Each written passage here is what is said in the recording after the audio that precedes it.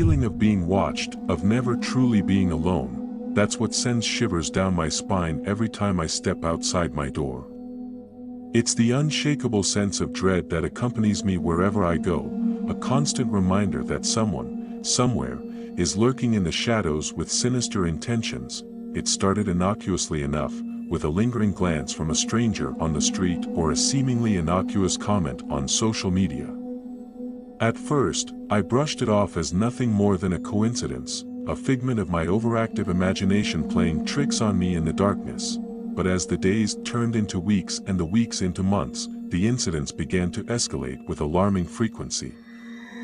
I would catch glimpses of the same unfamiliar face wherever I went, standing on the corner outside my office, lurking in the shadows of the parking garage, always watching, always waiting. At first, I tried to rationalize it away, convincing myself that I was simply being paranoid, that there was no way someone could be following me with such relentless precision. But the more I tried to ignore it, the more persistent the feeling became, until it consumed my every waking thought. I began to notice subtle signs of intrusion, a missed call from an unknown number, a strange car parked outside my apartment building, a chilling whisper on the other end of the line when I answered. Each new revelation sent a fresh wave of terror crashing over me. Drowning me in a sea of fear and uncertainty, I confided in friends and family, hoping they could offer some semblance of comfort or reassurance, but their words fell on deaf ears. They urged me to brush it off, to stop letting my imagination run wild, but they couldn't understand the relentless torment that had consumed my life.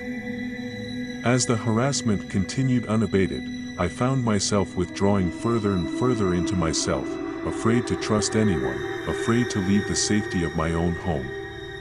Every noise outside my window, every shadow in the corner of my eye sent my heart racing with the fear of what might be lurking just beyond my sight. I tried to fight back, to reclaim some semblance of control over my life, but it seemed that no matter where I turned, the darkness followed. It was a suffocating, all-encompassing terror that threatened to consume me whole, leaving nothing behind but a hollow shell of the person I once was.